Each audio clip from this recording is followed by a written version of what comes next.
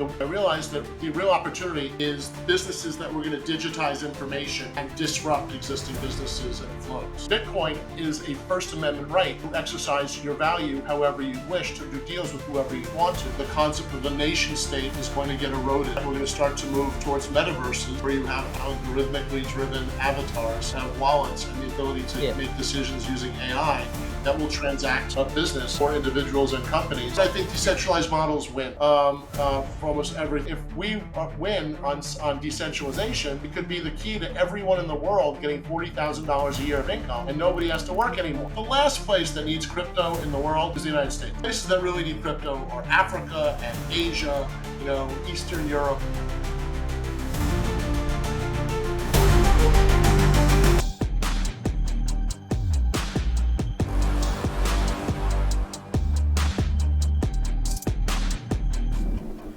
Welcome to the New World Podcast, where we delve into the ever-changing and accelerating pace of global change and its impact on our lives. I'm your host, John Paul Flores, broadcasting live from the New World Studio.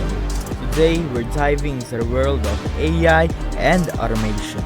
As an enthusiast and expert in lead generation, I will guide you through understanding and leveraging these technologies for your business and for your personal use.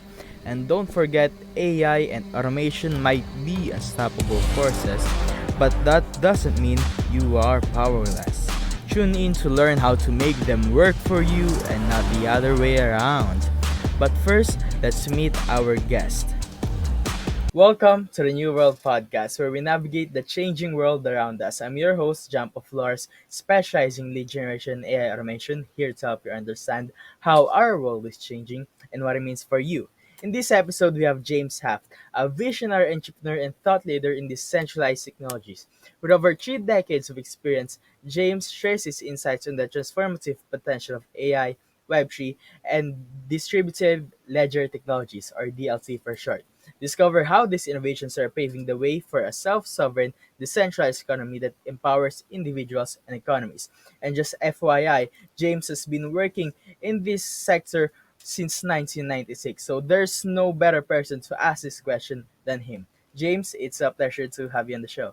Thank By the you. way, before Pleasure to we be here. begin on the in-depth questions, because I do have some, do you mind giving us a quick intro on who James is, what's your expertise, experiences, and what keeps you busy these days? Sure. Always an interesting way to put this. I'm kind of like a living example of the Steve Jobs, drop the dots behind you at the things that you care about and worry about where it's going later. And then when you find where you belong to be, you realize how that string of dots you left down, puts you in the perfect position to do the things that you care about. So, I would start as an investment banker in emerging markets in China, Russia, and Latin America in the 1990s. And I realized that there were patterns to how emerging markets went, with boom and bust and fear and greed, with early participants in the market getting the early market share and maintaining their lead over time. And started to realize that these were predictable. And they were predictable not because of the assets, ports in China or telecom in Russia, but they were predictable because the participants are people, and people act the same, regardless of what the underlying asset is. They fear and greed, and boom and bust, and wanting to fear of missing out. All these things are the same. I realized what happens when you have blue ocean opportunities, which I started focusing on 10 years before Seth Godin came up with the idea of what a blue ocean opportunity was. And so in 1996, I realized that I didn't need to be in China or Russia or Latin America to take advantage of these observations. And I realized that the biggest emerging market, the biggest unbridled alpha in the world over my lifetime in the future. Back then I was, 40 or a little younger. And I realized that the real opportunity is businesses that were going to digitize information and disrupt existing businesses and flows. And everyone looked at me and said, "That's ridiculous. That's not a business. Go back to Bear Stearns where you'll run the joint." And I was like, no, no, no, this is it. This is it. So I've been focusing on businesses that digitize information and change existing flows of transactions and relationships and communication and finance for the last 30 years. That took me through uh, cell phones, cable TV, the internet, got invented somewhere in there, digital commerce. I was back in the beginning of Amazon, where everyone said Amazon's never going to work. They're never going to make a profit. Look how they respend all their profit, so they don't pay taxes. It's got to be a scam, right? And no one's ever going to put their credit card on the internet. What are you, an idiot? Right? And all this stupidity. And then we went through to the internet. So we went to the internet. Then we went through Web 1, Web 2, which is digital commerce. But so you pay for it in the beginning. It's free, which we learned is not true. And now the network pays you, and that's crypto, distributed ledger, Web3. And we're now in that third phase of this trend that I saw coming forward. And in 2015, when I started to understand Ethereum and Bitcoin, I started to understand how you can move value, move data, move information, move money on these new rails. I realized that was a significant removal of the friction point, right? And now move forward to today, and another friction point is being removed is you no longer have to be smart. You no longer have to understand how to use a computer. You need to be able to type in a line into AI, and it'll write the code for you, and it'll do the communication, and you don't even have to answer your own phone anymore, and it'll do the trades in crypto for you, right? So what I'm looking for is have went all in on the idea that the digitization of information changes everything, right? And now what I'm looking for is those big changes that strip away the inherent friction in growth, in the usage, in value and numbers of times, in these digital Speaking of markets. blue ocean strategy, you were one of the most earliest ones in this sector. I mean, 1996, internet was barely a household thing. What kind of importance does being the first in the market actually gives you? Ask You that, know, you ask that were again. one I'm of sorry. the first few people who actually believe in digitization. I mean, 1996, internet was barely a household thing. I don't know. I don't even think about 20% of the people who at that time know even what internet is. What kind of importance or benefits does it actually gives you when you are that early in the market? Well, it's a double-edged sword, right? As I said before, being early sometimes looks a lot like being wrong, right? Because everyone thinks everything's happening tomorrow. Like Bitcoin, it's over. It went to 90,000. It's done, and it's just started, right? I mean, it's it's still 1/20th of the size of the gold market, right? And the U.S. government's threatening to use Bitcoin as a strategic reserve, which I think is a terrible idea, but God bless them. And so what it gives you is a chance at volatility, right? You have to love volatility. You have to love being out there swimming and trying to figure out whether you can make it to the other side. If you're not going to make it to the other side, what's the other route you're going to choose, right? And so you have to enjoy that. It's high beta, high chance of a binary return on the in the wrong way. But as you go later on, your expected returns are lower, but your risk is also lower, right? And so you have to have the personality that likes to learn, that likes to take chances, that is can take absorb the hits, when you're wrong, and turn that into knowledge that becomes valuable as you go forward. You mentioned that making Bitcoin the reserve digital currency is a bad idea. Do you mind explaining why that's the case? Sure. And this is the part where we'll get some fun responses. So, everyone thinks that if there's more regulation, that crypto would do better, right? And if there was more institutions involved, Bitcoin would do better. And if there was more government support, then Bitcoin would be more interesting, right? And that kind of misses the whole point of crypto and Bitcoin, right? Bitcoin is about self sovereignty, peer to peer, permissionless opportunities, right? And governments coming in is just layering all the problems that Bitcoin and crypto were solving. right? And so you're just taking the asset that was special and sparkly and different and changes the world, and you're turning it into, it's another stock and bond. Here's the symbol, look at a screen, buy and sell it. And by the way, Bitcoin was designed so that no matter what happens, you have possession of it and you have control and it can't be taken away. But if you put your money into an ETF, right, and the government decides that they're not interested in Bitcoin anymore, it's a problem, it's a national security issue, they can easily step in and take away all your Bitcoin and you can get no compensation. And the agents that are holding it for you are not going to be incentivized to protect you because they're going to lose their franchise and they're going to be liable legally and possibly criminally for if they don't comply with the government's desire to strip you of those assets or to identify you and take action against you. So there are people who feel more comfortable if they can call JP Morgan and they don't want to change it and they just want to take a bet on the price of a number on a screen, and that's fine. And they're willing to take the risks, and they would say also the rewards of being inside that system around the world. But there's other people who actually were the target for Bitcoin who were meant to be included in a system that excludes them and enables you to act in a way where you can actually, the ability to hold value and to transmit that value, I believe, is essentially a First Amendment right under the U.S. Constitution, right? You might say anything. I mean, look at our politicians, right? I'm not going to name any specific ones. But you could say anything, get elected to whatever office you want, right?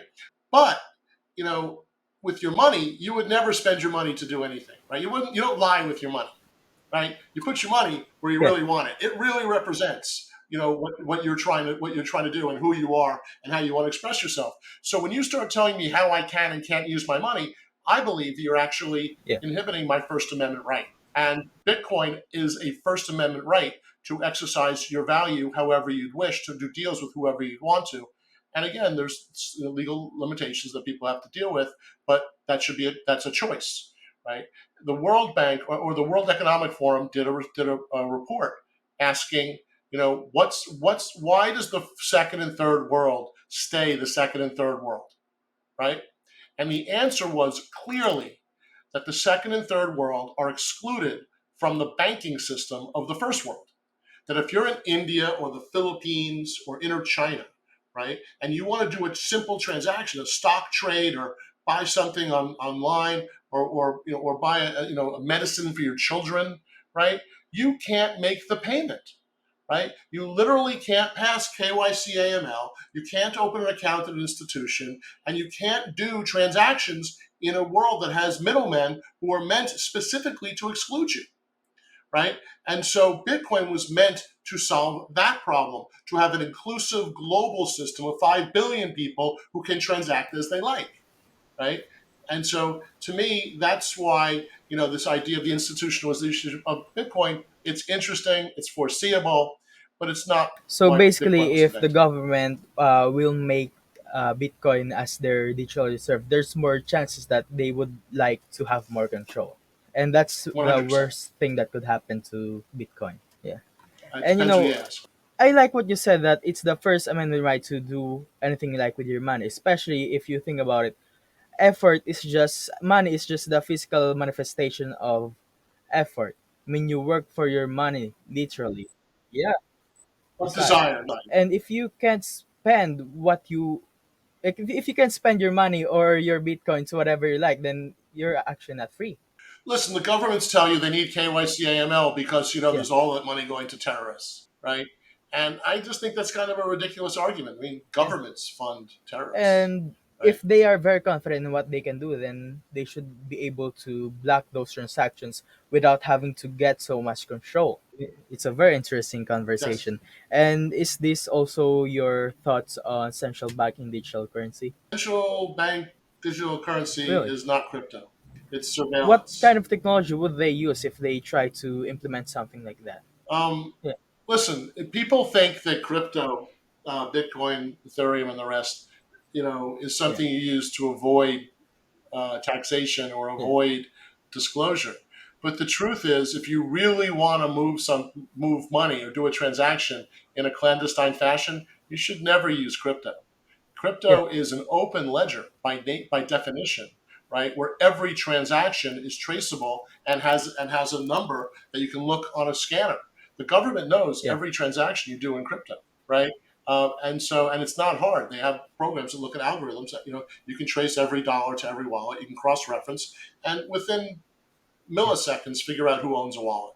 And so, if you were going to do criminal activity, the asset you should use to Absolutely. transmit is the U.S. dollar, which is completely anonymous and fits very nicely into large brown bags that you have.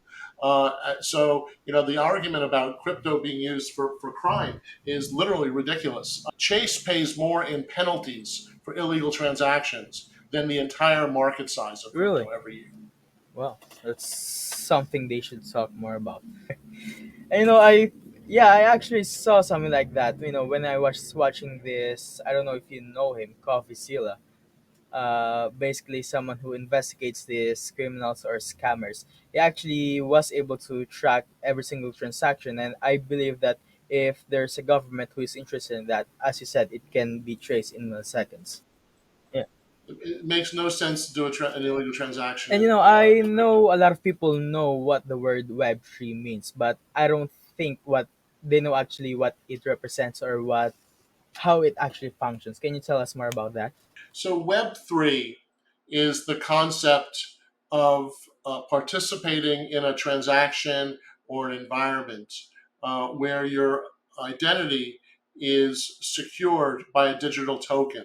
So that instead of using your name and likeness, you would have a wallet that has an address. And that address would identify you and enable you to, in a permissionless manner, log into, communicate, and transact with a third party where you don't need an intermediary and you don't need anyone to tell you that something is approved or not, because the nature of the transactions in Web3 and on distributed ledger crypto are that you have truth without trusting. I don't need to trust you. If we do a deal in Web3 and it's my wallet and your wallet connected by what's called a smart contract, you tell me that you want to offer me a picture XYZ, and I tell you I'm going to pay you in Ethereum. I can tell by looking at the ledger. I can look and see whether you have the asset or not, and you can see whether I have the asset or not. And the transaction occurs simultaneously through a smart contract where you don't need a human being or any authority to authenticate the transaction. And so you're able to do transactions without intermediaries in an instantaneous way with no risk or need What for kind of certification. benefits does it actually provide people?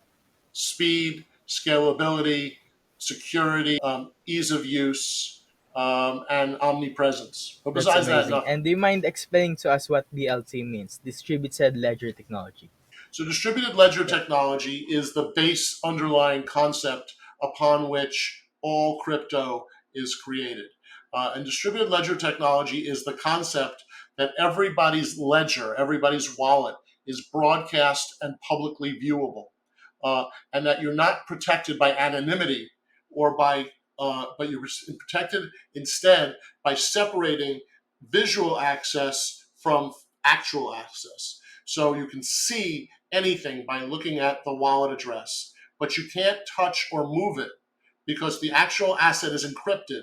And in order to move it, you need to have the encryption key. So there's the address of the wallet, and then there's the encryption key. You keep the encryption key private, right? And then when you want to transact, you use the private key to execute the transaction, which you can already preview through the public nature of the ledgers themselves. There's a lot of people who still have a lot of concept they think is associated with cryptocurrency.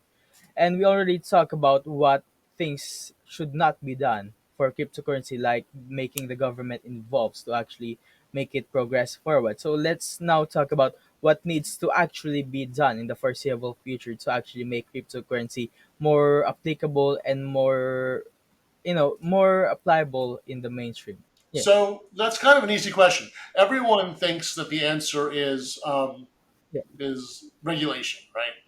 But the answer is ease of use, right? right now we're still at the phase in the crypto world where you yeah, need to understand how it works to actually participate in the market, right?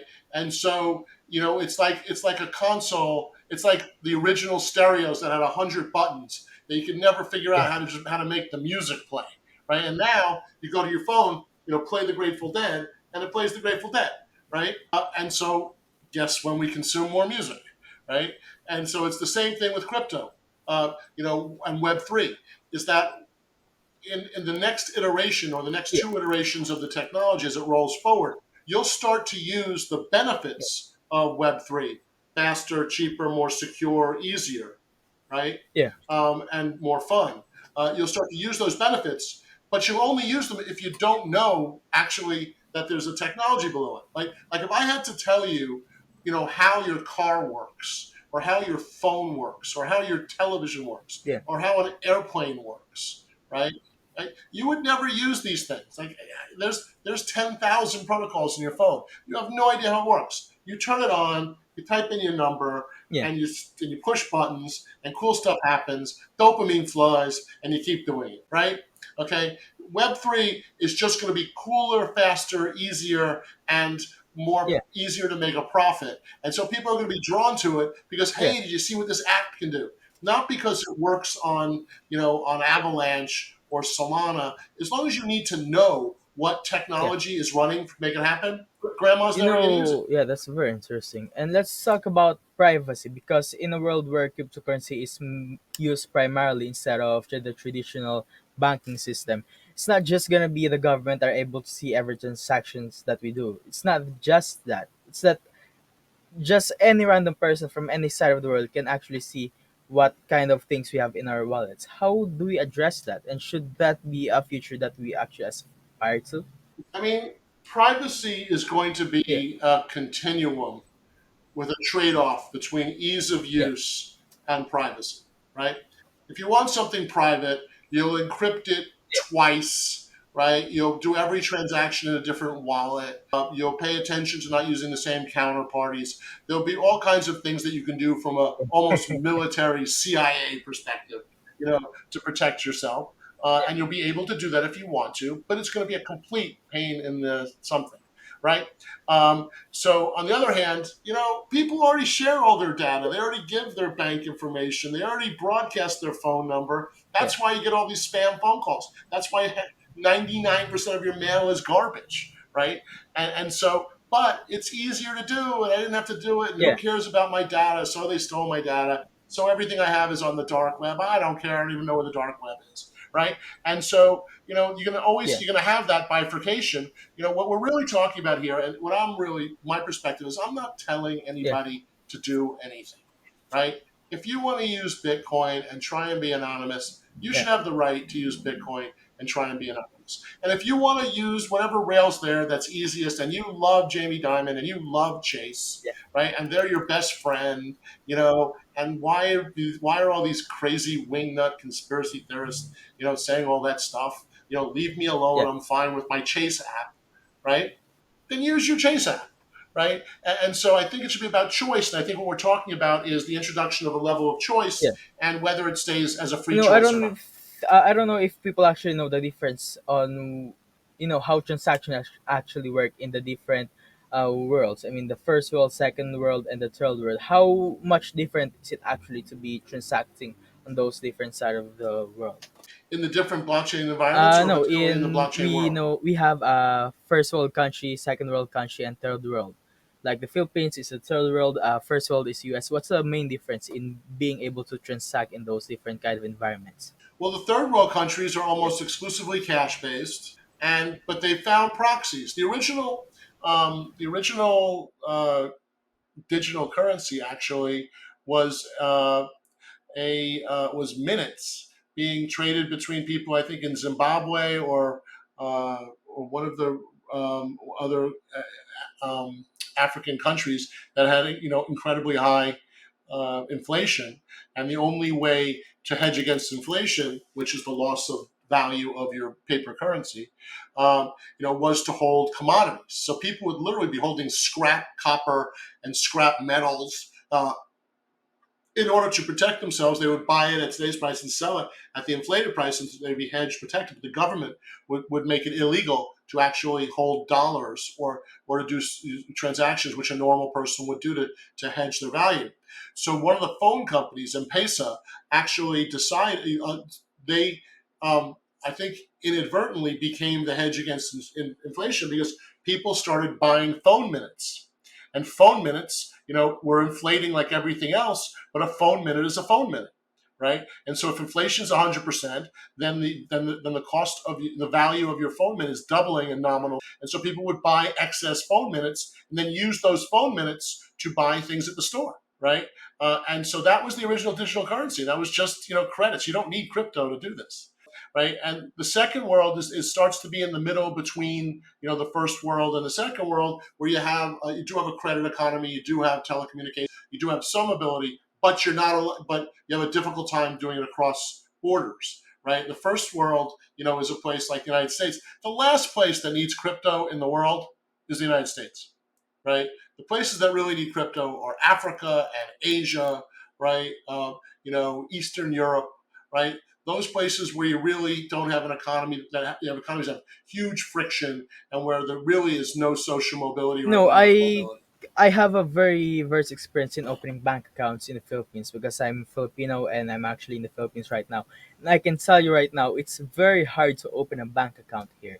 In the requirements that you have to provide. I was opening a bank account a few months ago, and you know what they actually needed from me? They didn't need just my But ID and the proof of birth. They needed the proof that I actually am earning money.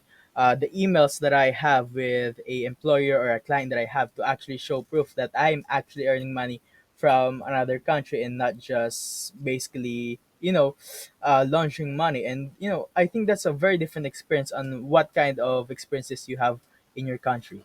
I completely agree. How do you think it's gonna be changing in the future? How does a third world country or a second world country actually move into a second world or the first world? I mean, we're going to have billions of Yeah, wallets that are distributed around the world, and people are going to do transactions in yeah, these permissionless settings. I believe the governments will do everything they can to stay in control, because what human likes to give up power? And you're talking about a a large scale. I want to use the word battle, right? Where people are going to fight for yeah, the right to individuality and to self control and self custody. I believe that this is going to all leak over into politics and into how we yeah. associate as humans and groups. I just think that the concept of the nation state is going to get eroded, and that we're going to start to move towards metaverses where you have uh, algorithmically driven avatars that have wallets and the ability to Yeah. make decisions using AI that will transact business for individuals and companies, in a different world, in a new dimension, that the current regulatory Yeah. framework is And not let's ready for. talk more about what you actually do because you have a company that you founded 1996, Pal Capital. What do you do at Pal Capital and how do you actually help people or other companies? So I founded a few companies. The big ones, I mean, the ones that are the umbrella organizations. Pal Capital, which I founded in 1996, was formed as a merchant bank advisory company and investment company to support the growth of infrastructure that would enable humanity to move towards digitized transactions and relationships. I then founded Crypto Mondays in 2016, which is the largest decentralized organization of humans getting together and talking about and associating around crypto. I did that because I wanted to learn. And that now is in 70 cities and 30 countries, probably around 100,000 followers, or maybe more, but I don't really follow, pay attention. It's decentralized. The dirty part of that decentralized is it's very hard to manage. And then recently I founded DAIS, which is the Decentralized AI Society, with my partner Michael Casey, who was the former chief content officer at CoinDesk. And Decentralized AI Society is a industry group to help the large participants, the L1 and L2 protocols, in decentralized AI to help make sure that there's a path for AI to be a tool used for the improvement of the human condition, as opposed to a tool that we How all work important for is in the it to future. actually decentralize AI? I believe it is actually one of the great needs, of the future of humanity. So it's if we allow AI to be centralized and data to be centralized, it will be very hard to be an individual, to know what is true and what is false, what is gaslighting, and to have the ability to compete in a fair way, to represent yourself and take care of your own needs. This is very similar to Google, right? In 1990s, Google was formed, and their big thing was we did it in the garage. We're just like Apple. We'll only do good for humanity. Do no harm. Blah blah blah, right? And then 3 or 4 years later, they're like, well, I know we said that, but if we sell everyone's data, we can make billions of dollars. And so, guess what they did? Who would have thought, right? And now you have, OpenAI coming out. OpenAI is just like such a gaslit, name for the company. It's Yeah. not open, it's not shared, it's private, and they sell all your data. And why is it worth $500 billion, right?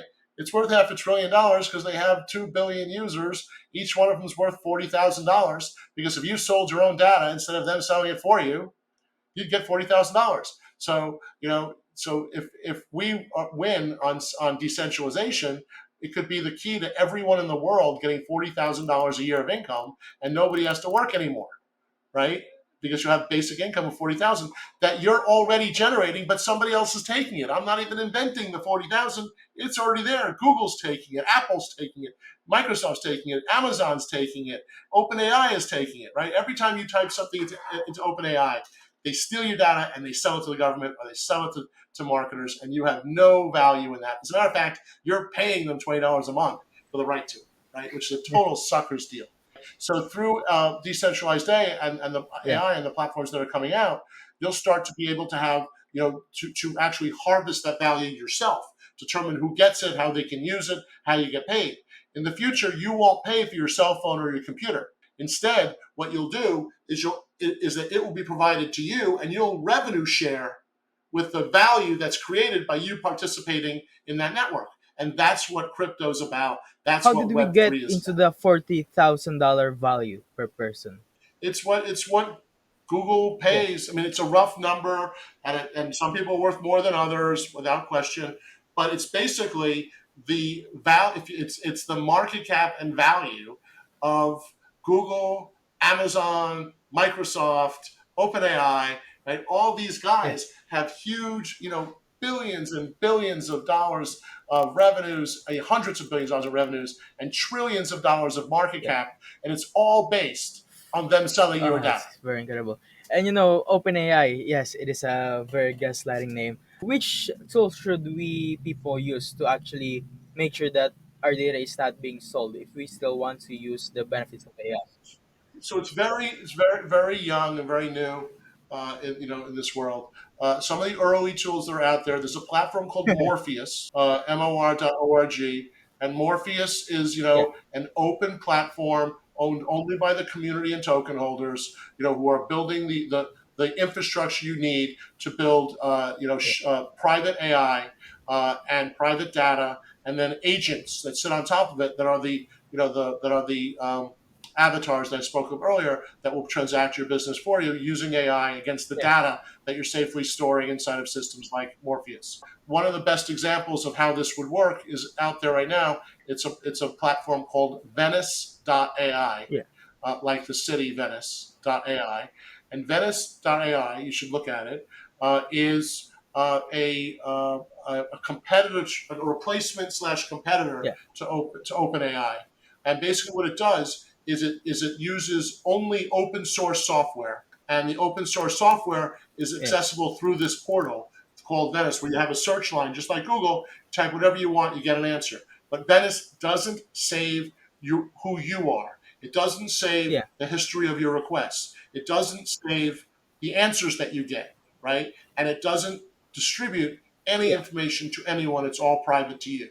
right? And so that's different because OpenAI, remember, if you start asking questions of OpenAI from your company and you yeah, have it critique your business model is now being broadcast shamelessly at someone yeah. else, at a profit to someone else. So anything you type into I mean, OpenAI I is think not there brand. was something of an issue like that with Samsung when on the earlier days. There's no reason to tag any company. It's I everybody. believe that was on the news because somebody on Samsung used the technology OpenAI, and their information was basically used by the platform to different people. Yeah, It's also highly biased, right? An AI network like OpenAI, it only yeah, knows what it knows. It doesn't know what it doesn't know. That's right. So if someone typed in there that the Middle East, yeah, conflict is a result of this yeah, group being really bad people and the other group being a bunch of angels who walk on air, then it's going to tell everyone that yeah, that's truth because that's the truth that it knows, right? And so you have to be really careful about these systems because they're a manipulatable, b they have the chance of yeah. spreading bias Yeah, and without especially intent. if the bias started. I mean, if it says that this group is bad, then it's gonna be that person that was given the information to will talk about it in the internet or in any social media, and it will again be fed into the system. So it's gonna be a self-eating bias platform day in day out. And Venice Daria, Exactly. you said that it doesn't save your information, but if that's the case, how does it actually learn and improve over time? It doesn't. Yeah, That's the whole point. What it's doing is it's relying on other open source yeah, large language models. So you can actually choose which models. There's yeah, a wide array open source networks. One of the ones that it uses actually is Llama, which is from Facebook, which is interesting because I don't believe in the long run that that's actually going to end up being an open project. I believe that's yeah. actually a Trojan horse project, for world domination. But that's a different Facebook is subject for a probably one different of the day. first platforms to actually sell information about the user. So I don't think they can be trusted in this. You said it, not In the me. next 5, 10 years, where do you see decentralization going? In the long run, I think decentralized models win for almost everything. It's just a question of how long, and there's issues to Yeah, figure out like governance and management and business models. But in the long run, no political system survives yeah, the displeasure of its population. And in the long run, crypto and decentralized business is really a community yeah, which will be driven by politics. So I believe that the needs of the yeah, individuals will win out, but I think that there'll be there's yeah, going to be a battle to the death. What Jeff Bezos says is that your profit yeah. margin is my opportunity, right? And so I think what we're talking about here is is Web 3 eating up the profit Yeah. margins of Web 2 or Can Web you 1. talk more about the pros and cons of both centralized and decentralized? Centralized is easier to run. It Yeah, looks like everything done in the past. You copy what you did last time. yeah, The lawyers, the bankers, the accountants, the government, they're all your good friends that help you, right? yeah, In that world. And in decentralized, it's like I don't want a lawyer, yeah, banker, and accountant. I don't trust them. They don't really provide any value to me. What they do is answers yeah, that make it so they make more money and make sure that they stay relevant, right? And so what you're talking about is one which is yeah, easier to control the flow. There's patents and there's rights ownership yeah, and there's legal systems and there's lawyers, bankers, yeah, accountants, and jails, right? Which supposedly keep everything neat, yeah, tidy, and fantastic. And decentralization is messy and it hasn't really been figured out yet. But in the long run, it yeah, enables things to be done faster, cheaper, more securely, more scalably. There's less friction. So in the long run, I think it wins out. But first, the yeah. decentralized world has to figure out how to get itself presented to the users in a way which is simpler, easier, and gives access to the benefits of decentralization, So which doesn't currently really in the exist yet. centralized world, companies or people makes the platform easier at the cost of profited on. The simple thing is, in a centralized yeah, world, there's someone to call up and complain to yeah, who supposedly helped you. And but the fact is that yeah. decentralization, where you don't have that, shows you that while you think that it's free, right? You were talking about fear, greed, and human emotion earlier on. How does this apply in this decentralization?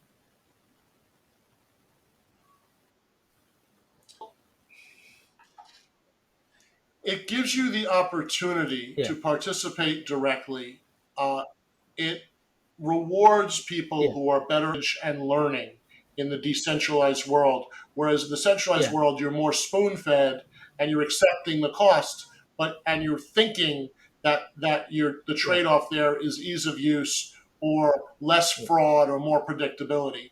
I'm not sure that's actually So true, but that's the basically, if sale. you're better, then the platform is better. If on the decentralized world, yeah, If you're more you're more knowledgeable and rewarded. you're better educated and you have Yeah, and you know what's going on and you're part of the yeah, network that's making the changes, you have a significant advantage, right?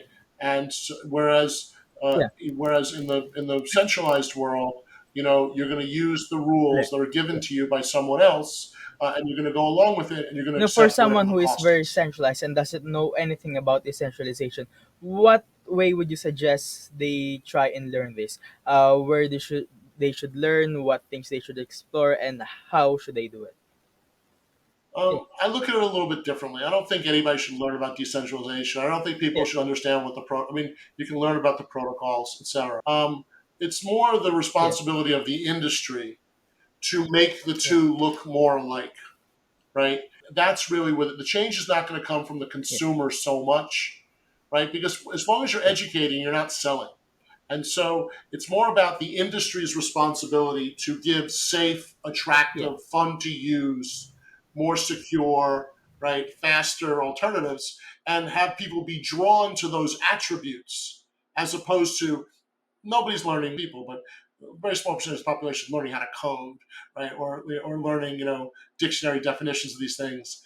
That just in the long run, if I can have self custody and get direct payments for participating instead of being charged money, and have more security and less opportunities for people to steal from me, I'll tend to use that platform. Right, here's the way I explain it. Let's say that I showed you an investment, and that investment makes 50% a day. And you're like, wow, 50% a day, that's amazing. Like, it's got to be fraud, right? It's got to be fake. Okay. And then I open a door to a closet, and there's mice running around the room with notes in their mouth. And I say, but I prove to you they're making 50% a day. I don't know what those mice are doing, but they're doing it pretty well, right? You're not going to put down my technology, the mice. You're going to say, how many mice can I buy? Right? So you don't care what technology I'm using. You want to know, is it faster, safer? Do I get paid? Does it work? And those are the answers that have to get answered, regardless of what the underpinning is of the technology, because people don't care. Since you're more versed in AI, what industries do you think, or what jobs do you think will be removed, or at least be, not gonna be as famous as it used to be? Well, this is a hard question, right? This is Yeah, a very personal question to a lot of people. Look, in the beginning, yeah, you had to know how to use an abacus, right? Then you need to learn how to use a pencil, right? Then you need to learn how to use, a hand calculator. Then you need to learn how to use a computer, right? And so, then you needed to how to learn to use Excel, right, and PowerPoint, right? And now the skill that you need is to learn how to write a prompt that AI can do the work for you, right? And so what's going to happen is the nature of work is going to change because the nature of the yeah, tools that you're using is going to change. And so people are going to be paid extra for being really good at typing English sentences into AI and giving those seed thoughts to AI.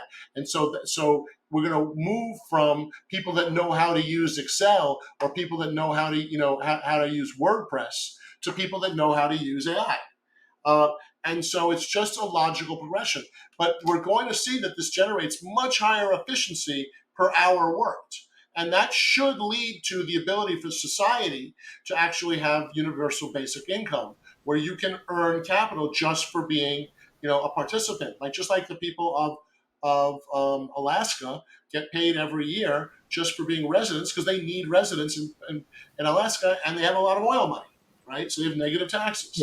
So our system can work in the same way. The oil is data, right? And you belong to a community that's generating excess, and the community distributes that income to you through a token, which is, and you basically will change the nature of work and change the relationship that you have with the communities where Since you get we're nearing involved. the end of the podcast, what one of my last questions is, what are the most common misconceptions about decentralized technologies?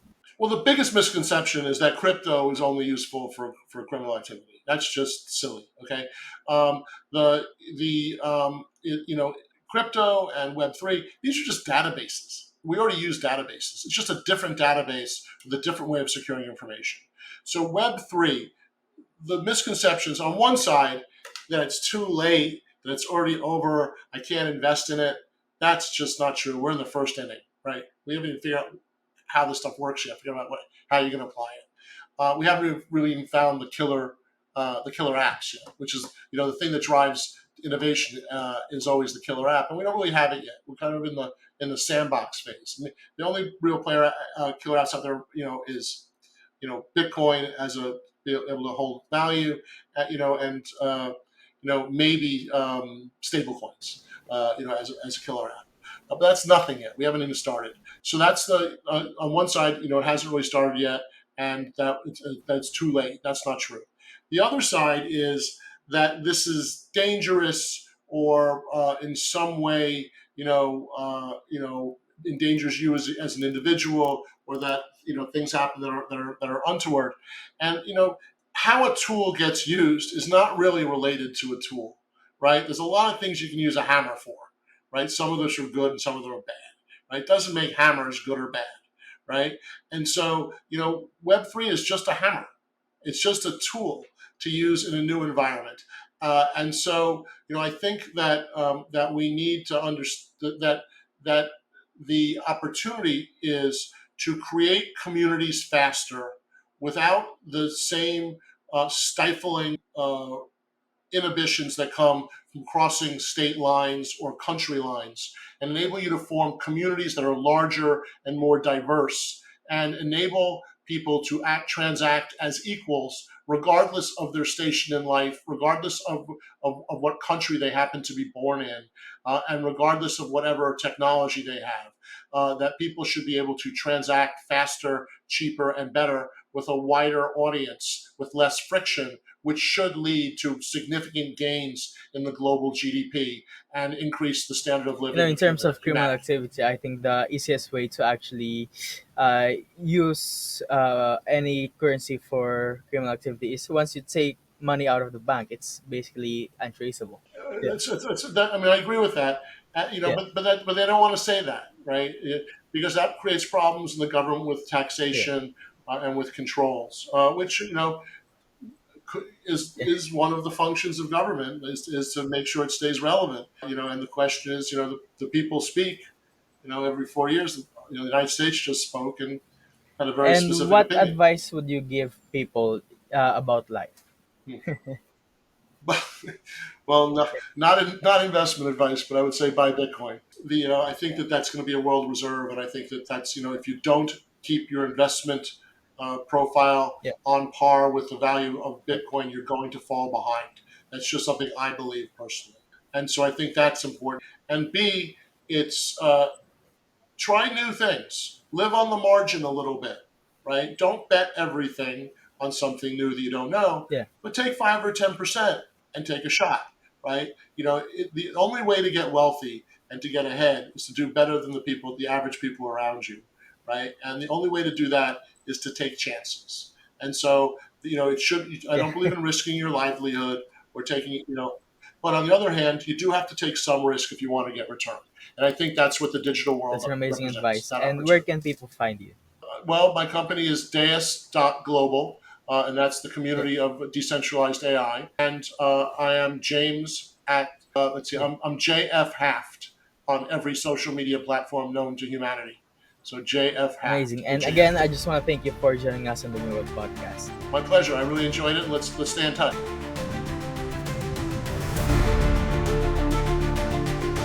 That's all for today's episode of the New World Podcast. We have explored some fascinating topics with our amazing guests, shedding light on the upcoming New World.